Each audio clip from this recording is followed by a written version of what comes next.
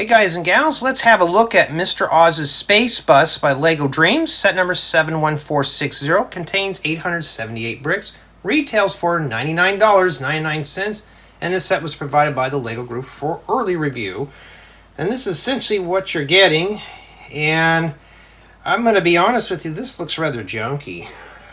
I don't know, it looks like more of like a flying train than anything else, but we do have 10 figures on the top. We have Mateo, Mr. Oz, Albert, Z-Blob, Logan, Susan, Denny, Popper Chopper, if I'm saying that right, Captain Bedhead, and Flight Knight. Alright, and that's a lot of stuff there for this. And that's essentially what we do on the back. So you got two different storylines. You can build whatever you want. This one looks more interesting, but only time can tell. And honestly, this looks rather like a city set. Well, let's take a closer look. First, let's start with our minifigures. Off to the left, we have Mateo, Mr. Oz, Albert, Z-Blob, Logan, Susan, Denny, the Popper Chopper, one of these guys with the top hat, the Captain Bedbeard, which is him right here, and this guy right here is Flight Knight. I think that's Denny. I'm trying to read off the box here because some of these get pretty confusing, especially when they all look the same at this point. And for the most part, they're a nice set of figures, but we only get two standard figures with this big set. They all have nice print work for the torsos. Well, these two guys do. Some of these other guys have print for the torsos, and some of their heads are double-sided. I think these two have double-sided heads, where the rest have single-sided heads. And here we have the Spacebus, and yeah, you can only see just a portion of a school bus right there in the middle. The rest of it looks like a regular spaceship. So here in the back we have our rocket thrusters, and this little door does open up. We do have a little space thing in here. Now it's hard to get that out without having to tip it up, so let's just do that. That's probably the only way to get it out. But there was no easier way to remove this. And these little things just fold out, and you got your little grabbers there, and it seats up to two figures. And it just fits right inside that little cargo area. And don't worry, we're going to take a closer look at everything here. This thing is so big, it's hitting my wall there. And this part here does open up too. The thing I don't like about the bigger builds, they just don't fit on my little table. Now this does open up here to reveal the passenger area as well as the cockpit. And don't worry, we'll take closer looks at those too. So everything you can have full access to, and it does seat our minifigures. So we'll just take some of these guys, we'll just set them in here, and just like with all these single person seating builds, you got to raise up their arms to have them sit down comfortably. And this guy's got some headgear on him. We'll put him right here in the front, make him the pilot. Oh, that's right, we got to raise up their arms on these. Now this doesn't have handlebars inside. And we'll put Z-Blob in the back here because it's just got a 2x2 stud. We'll just drop him in there. Now if you got big hands, it's a bit of a chore, but I managed. And this guy here, I don't know if he's a friend or foe, we'll put him in here too. Maybe he's hitching a ride. And that's about it. And these other areas here on the sides, you can actually attach accessories and stuff. So the manual didn't quite show where all this stuff goes, so just find a spot and snap it in place. And I'll just start dropping weapons and stuff in here. Weapons, you know. Never thought I'd ever use that term in Lego, but just kind of put all this in here. Don't want to forget our projectile launchers and stuff. I'll just snap that in place. Got to be careful, we don't want to misfire. And yeah, for the most part, everything does close up and stuff, and looks pretty good. Well, let's take a closer look at everything. Here's a closer look at that cockpit. some of the controls are printed, and as well as up there underneath the windscreen. So there's a lot of detail for this, and look at that. It closes nice and seamless. Looks really good. You can see right in there where the windscreen is at. Now sadly this part here is a sticker. I was hoping this to be printed, but it's not, sadly. And there's plenty of seating in this Spacebus. So here's a close-up of those weapons areas.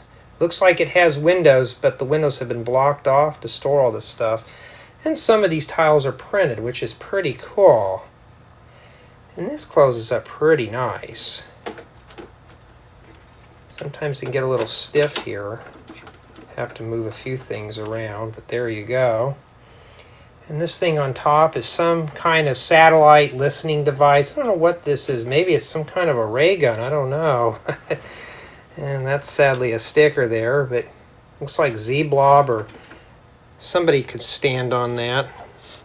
Maybe it was that one space guy that I lost already. Oh, here he is. Maybe he's meant to sit up here with his wrench. No, you got to face the right way. Well, you get the idea how he's supposed to be put in there. And it does have nice graphics. I just wish everything was printed though. Now these right here are pretty cool. They store the studs for the stud launchers. So, whoops, you can grab a couple studs out and just load them up into here. And there's a bunch of stud launchers in this model, like these right here. You turn these, it's supposed to rapid fire. You got stud launchers here, you got stud launchers on both sides. There's just a lot of stud launchers. So this is meant to be really interactive, but also very dangerous too. And here's that spot where that cargo area is supposed to be, and it's kind of dark, but I can open this up a little bit here. And there's some graphics on that piece there too. So this thing does fit in here. So what you do, we already shown how it's folded out. You just come in here, we'll fold this back up. And trying to do everything one-handed is a pain. And that just fits in there and closes right up too. So that's pretty cool. You have access to almost everything in here, including the parts that stick. There we go. So you got these right here. These are the missions right here too. So I did the blue mission, but these do detach. These two pieces here. And you can change to whatever mission you want to do it. And for the most part though, it is a nice build. It's pretty interesting. I wouldn't say, well, maybe it is unique. I just wish this was printed though, but yeah, I mean, take a look right up in there. Let me crack that top open again, and you can see it goes right on through there. I mean, it looks like a nice spaceship. It's just this here hangs up a bit on the top. I know it sounds like that hits hard pretty aggressively on the table, but look how seamless that looks. Just a little gap there, but look, it just closes nice. It has something that says open here, but well, you can't lift it up this way. You have to go that way. Maybe it's to fool people. We don't know. See, there's those windows and they're blocked off. But for the most part, though, it's an interesting build, to say the least. Let's start the review with play experience, and as you saw in the tour, you have access to all the interiors. You do have 10 figures. You even have these annoying stud launcher things. But for the most part, I am very happy with the play experience on this. This is a really nice spaceship, or Spacebus. But I had a lot of fun just kind of exploring the build. This was pretty cool to look at, and the only thing that kind of detracts from the value is the stickers, but we'll get to that later in the review. Now, my build experience on this was kind of a mixed bag, so I'd say it was average. For the most part, it's not too bad. It was just the stickers. The stickers kind of dragged out, as well as some of the figures. in bag 7, you had to build 5 of these all in one sitting, and that was not fun at all. I was getting bored with it. I think it was the dark, dreary colors. It wasn't too pleasant, but for the most part, the spaceship is the fun part of the build. I think a lot of people are going to enjoy the build of the spaceship, but it's the stickers that kind of takes away from all that. And there's probably over 25 stickers on this. If you're not a fan of stickers, you're going to have a difficult time with this build. So that kind of degrades the build experience a little bit, which we'll start with that. You know, like I said, I was pretty pleased with the build. Yeah. Now, for build quality, it's pretty robust. The only thing I had an issue with is one of these things inside of here. I think it was this right here in this area that kept coming apart and was trying to put these sides together. Other than that, though, this thing is meant to be pulled around and played with. Everything is built robust. Even taking off these accessories right here, this is really locked in very well. So you can easily just swap these out and change the storylines. So I did the blue storyline on this. I'm sure you could easily just take these pieces off and switch over. So like these come off and these come off. So the only thing you're really focusing on is just this stuff here for bags 8 and 9 is mainly targeted towards the storyline. So just swapping the accessories out, there's full access to that. So not like you have to take half the ship apart to change it. You just take off the accessories and then just change the accessories around. That's not too bad. So that really does help with the build experience as well as play value on this as well. And these guys are a bit top heavy here. Now for collaborative build, it's non-existent. I think bag 7 was probably the only one that was isolated from it. And maybe bags 8 and 9, you can build the accessories. But for the most part, this is not meant to be a family build. This is just a solo build. So only one person could really build this comfortably. That's the sad thing. I could see this being a collaborative build for maybe family or friends, but sadly it's not. I wish it was. Now for city drop-in value, this can be placed in a space theme. So this is self-contained, it's finished. You don't have to finish any sides off or improve it. This looks good as is. So you can just drop this in your Lego city. It would just look good and maybe in your airport or something. Yeah, it's a bit on the larger side, but for the most part, it is interesting to say the least, especially for a city theme. Now, for mocks, there's plenty of things you can do. You can enhance this, you can make different attachments for this, or you can take the ship apart and use the parts for other builds. So there's plenty of things to do with mock value on this. It's not shortchanged on that. Now, for my final score in this set, it's a flat 8. Why?